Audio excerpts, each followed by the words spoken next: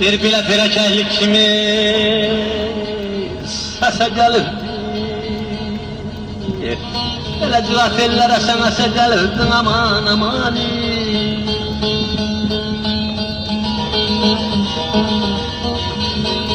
Zöhrə xanım, aman aman aman, iltimasa gəlirdi.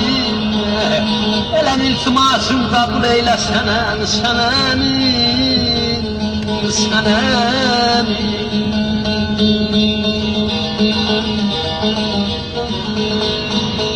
Elə mən ay batar indi, ülkər qol atar indi. Leyla bazara gəlsə Məcnun can satar indi.